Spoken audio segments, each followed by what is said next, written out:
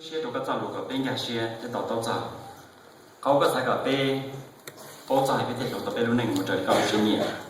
นู่นน้องแม่ชีวิตเขาก็จะไปเจ้าเกย์เขาแม่ชีก็มันก็เจ้าลูก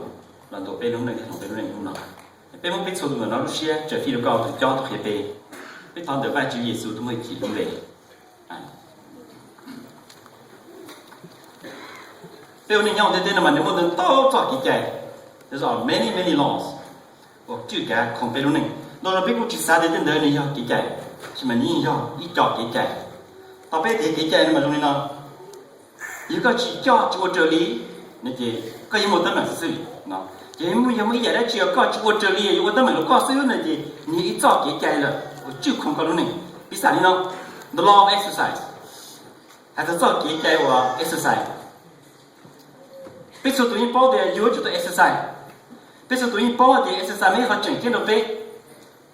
别说对你包的 exercise 没有么忙，说对你包的么忙到的没得门。nên thì bỏ nó, cái chuyện sự bỏ tay này, nên thì nó vào, ôi tôi phân giải cơ, của bạn nên exercise số ra mà,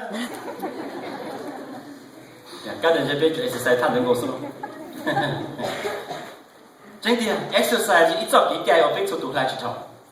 we have to abide by the law, cái chuyện exercise ít đâu mà, chỉ có写luật, này, cái đó thì ít thông điều, cái này là chỉ thôi này. Chỉ có thể thông tin xử lý. Vậy nên là bây giờ lâu là nên nấu món, bây bao cỡ, bây giờ nên nấu một tấm mình, bây bao rồi mà chỉ biết chịu quản. Thì mà mai thì nên ít cho chạy, bây giờ cũng hay như là chỉ kén để chọn bê, thấu vậy chỉ phòng Adam thì Eva mà vậy chỉ hay đi nói thì nếu chủ khứ cả nếu hưởng cho nên thì tổng nó, nếu nó hưởng chín cho nó tổng nó là bây giờ nếu tại office nên chỉ tôi thể thông tin tôi sai. Nó, như thế này, cái là chỉ thôi. Vậy là bây giờ lo như thế thì chủ động nhớ Florida, động nhớ sang các tế ở kinh sọ nó có, you chỉ exercise là tự hư nó mà, thấy không? Bây giờ nó ý nhớ tôi nhớ rõ thế, tôi nhớ rõ thế, nhưng mà in chỉ trong này, nhớ tôi thể trung đi, đó, nhớ tôi thể trung đi. Vậy nên nó, bây giờ tôi thì cho cái là the law mà cannot be broken, really. Bây break the law này. How about they break the law? You watch the leader, but really you can't break the law. You can only get broken. So, tôi có cho đi cho cái này. Chỉ cái nào chịu được không? Cái đã khô được không? Cái chân là dạng của này. Bây giờ cho cái biết bố mà biết không? Ta làm này. Có một số cái đã là cái của dạng. Cái cho cái bộ đạn của nó. Có những tụ loss, cái tụ sát sao? Thì bên như watch tôi số cái đi. Thì bây giờ thì break the law này, thì điểm giờ yêu thầu rồi, chỉ yêu một cái cái law. Mà nó bây giờ chủ tàu hồ rồi, bây giờ yêu chủ tàu vào, muốn làm một hồ, bây giờ sẽ thế đấy, lúc yêu chủ tàu, chỉ ta đi đó, gì đi đó muốn này, nó, cái gì cũng biết, sao cái biết sao sao tiền rồi nó, bây giờ nên nhớ mà, bên trên nên tiền luôn,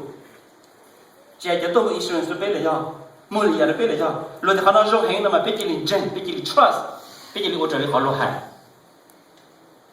Chỉ có biết đâu thì lợi dụng luôn để mà chuột khó bảo lý tụi nên được sao? In other words, a man's words, a man's promises are only as good as the man himself. Vậy nên chúng ta integrity, chúng ta character thì nên cho luôn đến chỉ khó lên này. Là sĩ hiện nên cho sĩ chính tế thì nên tuân sai tuân gió thì nhưng họ promise luôn có nhưng cho nó có thể chỉ can đấy nè, nó các bạn biết được đâu rồi đấy. Rồi là một cái engineer ấy dạng go, cái engineer mà chỉ là phải là nó biết trả, chỉ nhau nó biết chạy, thấy không?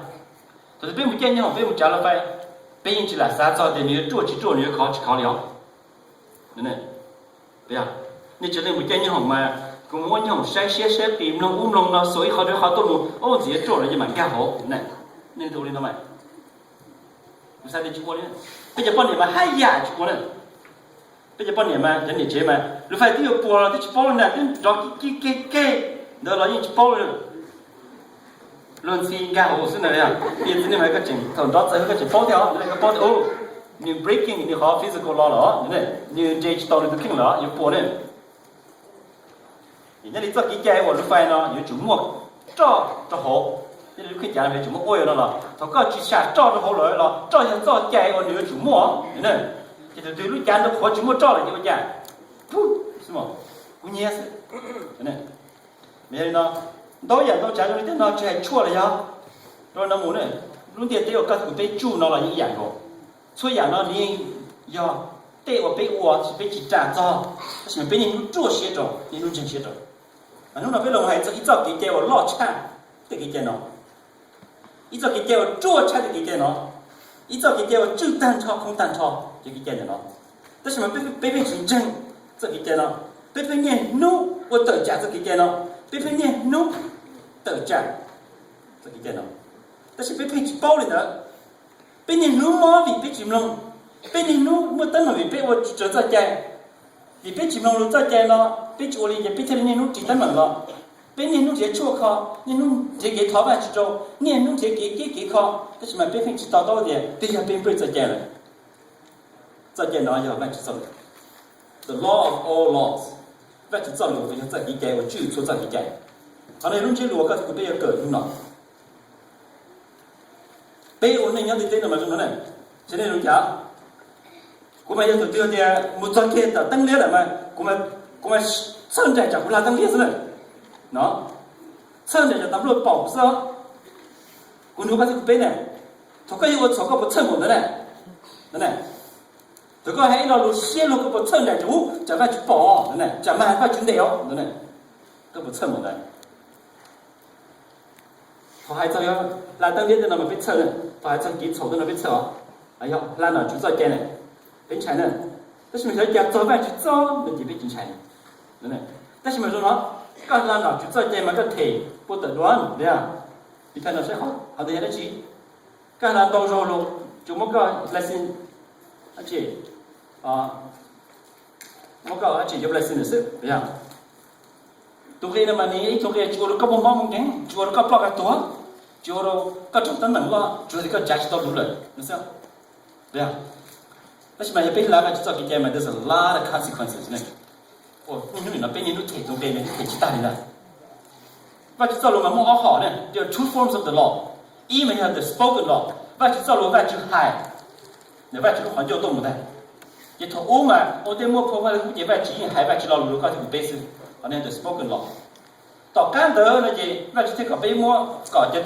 而且要我说ว่า就做了，他们莫说给我 the written word。thì ni lúc này nó có thể biết tua về cho mình biết thay thế, thì cho nó要 the written word này, cho nó sâu kia có thể biết tua, thì phô về lại cũ, thì về cho mình này, mà giờ nó có thể biết yêu cho tao thì về cho nó nữa, ni lúc này nó nhất định có thể biết thay thế, nhớ cho nó biết thay thế, chỉ là nhớ được đó, nó biết thay thế, mà về cho nó mà chúng này, the law of all laws mà, như chưa cả bên physical world, no more power authority over the natural, the physical world. No more power authority over the spiritual world. No more chỉ chịu cả tăng cho sáng chụp đi gì. Chỉ họ thì sáng cái tờ họ biết có tổ lúc tiền nó. Họ thì ông sáng chụp họ biết có chỉ tổ chỉ bỏ lại. Đó. Họ thì biết chỉ như chịu cho gì, là gì như chịu cho cái tổ. Như control life and death. No more power over life and death. Họ thì biết họ sẽ có thể biết là một sáng nó. Của bạn sẽ cho luôn. Của bạn sẽ cho cái gì. The law of all laws của như chịu cả. So yes, chịu. The power over the physical world. Và chúng ta luôn này cho cái ở chữ cái tăng cho luôn tiền tiền đó. Cũng này, luôn tiền tiền là mà những một laws này, đó. Nếu mà chúng ta nói về law of gravity, yes. Okay. Nếu mà chúng ta nói tới physical laws, kiểu như là physics này, ping pong này cái cái này. The law of gravity này mà nghĩ cho cái như là lúc tiên tiên nó nhớ chủ chú chúa ya cho trả là cho lúc tiên tiên nó mà cái sao tôi thì như là cụ thể này bây giờ nó là chủ bố là cái lọ này nó cho lúc tiên tiên nó mua the law of gravity như chú cũ là nó ok cái chúa ya cho trả là cái biết nhau tiên tiên là cái biết Superman rồi chỉ Superman chỉ tự bố là thế cái tự thiên một cái bố là cái lọ này cho như chú có anh ấy the law of gravity nếu mà nói tới ya law cái gì cũng biết trả cho thì biết chỉ xử lý law thì mình law đấy này bây giờ này lúc chơi lúc nhung như this seasons này mà nếu một trời nhung nữa này nếu một lúc spring nếu một lúc summer nếu một lúc autumn là fall nữa nếu một lúc winter này thì tây cái nó bắt chúng chỉ kia còn nếu chúng có hôn trời kia trời đi bắt chúng bắt chết thì nếu muốn nó to dạng là chủ lọ như đó rồi từ cũ thông lỡ chưa chủ sọ chưa chủ chơi chủ chỉ cho tao một thì cho cái gì chủ lọ này là ta đã có chán đủ này nếu mà tên system of laws are working together thì đúng thế nào vậy vậy sau đó là có lẽ chưa thể control thế nào đàn thọ mấy cái này nó có thể sử dụng cái cái vậy sau đó thì control cái cái gì này vậy sau đó control mà thì bây giờ một cái này giờ đầu chỉ kiến trong ý là cái ý cái b cái chuột thế này ở bên này là cái bên show luôn đó chứ mà giờ cái cột này cột này mà vậy là cũng hay này còn là the spoken law này spoken word này thôi vậy chỉ luôn tu theo như thế nào mà vậy là cũng để thổi chỉ kia vậy chỉ luôn tu theo như thế nào mà vậy cũng hay là thế này vậy chỉ để chia ly bỏ kế thế này chia ly mua God said let there be là sao bây giờ vậy chỉ là vậy chỉ hai như the law won't control everything chỉ nên thì mua luôn tiền thế nào mua luôn tu nào thì bỏ kế mua luôn một lít suy cho trái thành thọ vậy nó này ôi chả vậy chỉ cho luôn thì chỉ control luôn tiền thế này lúc tiền tên nó chỉ thao về chỉ lo lúc tiền họ chỉ này it came into being through the spoken word of God. How can God's word not control? Bây giờ tôi nói này, okay? Vậy vậy chỉ sau lúc tiền họ chỉ vậy vậy chỉ hay vậy có control over. Mà giờ nó thôi bây giờ mình sẽ học vậy chỉ sau lúc này. Nó bây bỏ tôi nhớ nó mà thấy trong mình có blog để bây giờ chuyện này là bây giờ, nó mà chú ý sao đi nói gì á? lúc tiền tê thì lúc tu nó này mà nếu chỉ có bao nhiêu ta là cái liền này, cú造路是不对路嘛，只不过应该一老好应该，喏。Heaven and earth will pass away, but my words will never pass away. 意思话是那就不对路呢，cú khi trốn đi rồi này, ôi giờ ta sẽ bị mua những phong văn cũ rồi này, mà chua cha khó cha luôn tu luôn tiền tê ở bị chủ bị bỏ rồi này. Nên lúc này nó bị tổ kế bị chỉ question the ground upon which we step on it. Thôi cũng chỉ là bị sát thiên là cũng chỉ là question lên sát thiên thì chua này mà vậy nữa. Cũng cho tụi phó老师呢，cũng lo kia khó sao, cũng chỉ sống sài了。biết tôi kể trả lời phải là biết chỉ sống sài thế này, biết à? Nhưng mà cái áp dụng ta làm đấy tỏ 35W. Nè, lúc trả lời phải thế kiện đấy biết à? Chỉ sống sài đấy biết à? Mình nuôi đi cả. Ta cho được hộ nữa, biết à? Luôn tu luôn tiền tiền này chỉ chua đi này, và chỉ sao luôn thế hệ gì, chỉ sự thế và chỉ sao luôn mà chua chả. Thì cái bên trong trong để cho nó có trộn rồi đấy là. Nếu mà được cầm nó đó, thì chơi tài này, chơi bỏ. Đôi lúc mình nhớ là họ lôi kéo cho gì đây này có blog, tao nói mấy thằng Giêsu thìจะที่เลยเก่งก็ที่ได้ด่าได้คนน่ะซ้อนน่ะจัวปล่อยตัวหมูจวนเจอตัวหมูจะรู้ก็จะอยู่ต่อเลยได้บ่เป็นผู้ตัวหมูจะที่ที่เชื่อให้ใช้แล้วการ真正之前嘅ที่เราใจเยซูอาจจะสิกูตอนนั้นเยซูจะมุ่งจุดหรอจากนั้นก็เลยโอ้ใจเป็นมาฟูเที่ยวตัวนั้นก็จะเรามุ่งปูตัวแม่nhớ cho xếp rồi chỉ cho chỉ sợ là cán cọp con này Giêsu sẽ gì cái nó chỉ mình phó tài rồi chỉ một sợi tài nữa Giêsu sẽ lo gì trình lo tụi mình kinh chế cho nên tu nữa được không chỉ cho chỉ đi tu cho chỉ đi tu cho giờ thứ gì mà chỉ một hai dạng phó gì thế tu đi nói những linh từ này hãy lo xe thì nhiều đây thì nhiều cho nó thì nói là lùi đi rồi vậy đấy sao thấu lên thì tụi chỉ luôn tiền thế nào Chúa Giêsu thế này và cũng hay nhớ là Gioan chung ý này in the beginning was the word was with God, the word was God, the word became flesh này và Chúa sau đầu giờ Chúa Giêsu này như là yêu này nhớ là tiền thế nào đó thì Chúa Giêsu và Chúa sau đầu qua nên thì có bé một tiếng này để tới có bé bỏ vào sau đầu này thì nếu tiêu tụi chỉ luôn tiền thế này cái này thì chỉ một control over luôn tiền thế này chỉ thôi cho đã cho đúng là một nơi để đào một nơi Chúa phải tí lo sẽ chỉ Giêsu lo luôn spoken word control kia the natural forces đó này mà被保到点外主造路某一点你 control 但超有看懂吗？但係因為被造嘅我那我說那天 the law of gravity 但係都係造唔緊嘅，咪咗嘛？嚟嘢，弄啲啲嘛，你要做做出嚟就加了之後，好弄啲啲喏。